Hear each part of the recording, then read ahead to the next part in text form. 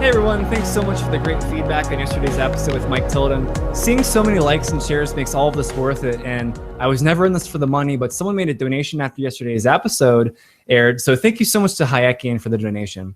I have both Patreon and GoFundMe, which are always shown at the end of each episode, but any donations received will be used to take the show further, to reach more people, and to do more things. I want to move beyond podcasting one day and actually get out and do live interviews and do documentaries. But obviously that all takes money as well as time, and I have very little of either at the moment. Nonetheless, thank you for any of you who took it upon themselves to do something simple like send me a message thanking me for what I've done thus far. Again, it makes it all worth it. I'm sure other podcasters agree the worst thing is silence because we all want to be heard. But anyways, I didn't have anything specific really planned for the week, but I do have some great guests coming on, and I'll just announce it now. Look for an episode I do with Dr. Walter Block next week. We're going to do an episode on the life of Murray. Come hear the untold stories, and many of you have already provided me with great questions, and I'll be looking for more. But speaking of Murray, I got such good feedback last week for covering science, technology, and government by Rothbard that I thought, I could do this with almost any short work by him. If anyone asked me, what should I read by Rothbard, my answer would come out instantly: Anatomy of the State. In a matter of 55 pages, he leaves no questions unanswered. Just to explain how powerful this book is, I gave it to my dad to read over Christmas break, and he came back to me and said he agreed with everything. And he's by no means an anarcho-capitalist. So I'll cover the first chapter, which is titled What the State Is Not. I always thought it was interesting how he started off the book, because he could have easily started with What the State Is, in which there's a whole host of horrid examples, but instead he starts with what are essentially the misconceptions. So the first sentence reads, the state is almost universally considered an institution of social service. No argument there. Whether it's teachers, government workers, or others who have their life so intertwined with government that they can't imagine a life without it, there is generally nothing but praise for the government. And think about why this is really problematic. The parent and child relationship is such that whether or not the child gets punished, they usually couldn't imagine a life without their parents. So when the state becomes your parent, it's kind of the same thing.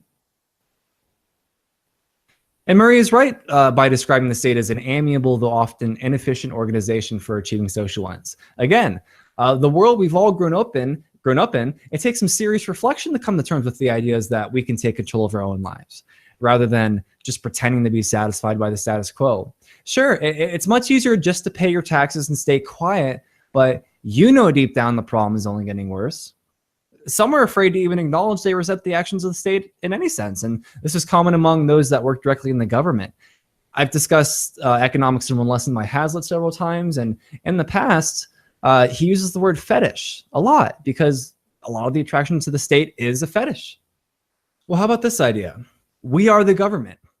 And I'll quote directly from Murray because I couldn't have said it better. The useful collective term we has enabled an ideological camouflage to be thrown over the reality of political life. If we are the government, then anything a government does to an individual is not only just and untyrannical, but also voluntary on the part of the individual concerned. And this is important because think about why is this so? Despite all the atrocities committed by governments over the course of history, we generally give them the benefit of the doubt. Well, sure, I mean, they were just trying to help people, right? Surely it would have been worse had they not intervened.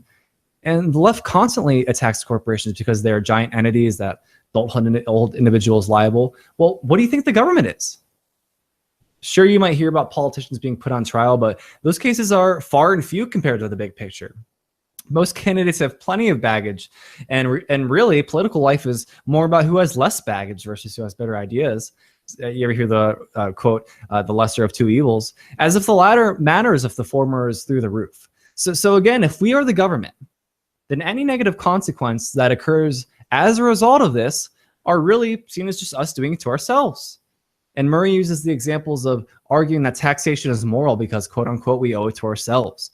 And just related to taxation, to throw in a quick statistic, the top 1% pays 39% of all federal taxes. The top 10% pays 70.6%. And the bottom 50% pay 2.83%. But then ask yourself, which group would be most likely to argue for government taxation, especially on the rich? Well, none other than the people who are effectively excluded from the extortion. And there's plenty of videos online where leftists is asked, do you think taxes should be raised? And they answer, yes, of course. And then they're asked, should your own taxes be raised? And they usually say never. Or even if they say yes, it's obvious they're trying to virtue signal that because they pay in taxes, they would be seen as having a higher moral ground. I had an old childhood friend say to me the other day, I pay in taxes for the federal government programs I want. And to him, of course, what he wants must be what everyone else in society wants, and at the expense of everyone else. He was also linking me to New York Times articles for all his arguments. Now, don't let yourself get cornered by what are effectively stupid people. That's what the show is about. Now, Murray gives us an example and says, look, quote, any Jews murdered by the Nazi government were not murdered. Instead, they must have committed suicide since they were the government. And you don't have to take such an extreme example. Let's say Trump builds the wall. Do you think any leftists in their right minds would agree that the wall is justified because we are the people? I mean, we chose to build the wall. Of course not. They would claim that they had nothing to do with it, that it's absurd, they gave no consent to it. Well, fair enough, but then where do we draw the line? I personally think most of our tax money is used for absurd purposes. Do I get to opt out too? No, because I'd be betraying my country and depriving it of precious resources, namely the wealth I produce. So you're a traitor if you don't pay taxes. You're a traitor if you speak out against taxes. But if you speak out against how they are upset about the funds being spent, there, of course, is no hypocrisy. Just learn to spot these poor arguments. They usually dig the ditch for themselves logically, and they really have no answer to any of this, except insults maybe. But realize this, if you're fact after fact after fact with your arguments, and your opponent responds with insults, you won. You won. I mean, Stefan Molyneux uses a good analogy, and this might be a little less true of current generations, but it was especially true of my generation. If you're on the playground and someone makes you upset, running to the teacher and crying would make you the laughing stock of the class. So how is it that insulting someone instead of rebuttaling what they say is a sign of intellectual dominance? I feel sorry for anyone that didn't realize they won the argument when their opponents are simply just insulting them. But moving on again, quoting him, we must therefore emphasize that we are not the government. The government is not us. The government does not in any accurate sense represent the majority of the people. And he goes on to say, but even if it did, even if 70% of the people decided to murder the remaining 30%, that would be murder and not voluntary suicide. And one important thing to realize about political life is very few voters are actually putting people in the power by any measure. Very few voters are putting people in the power. In the last election, I did the math a while back, it was like 20-something% of the population put people in the power. Isn't democracy by definition a majority rule? Even the founders knew this. Thomas Jefferson once said, we do not have a majority rule of the people. We have a majority rule of the people that participate. They could have never imagined that the election where the most people voted proportionally was in 1876, where 81.8% of the eligible voter population voted.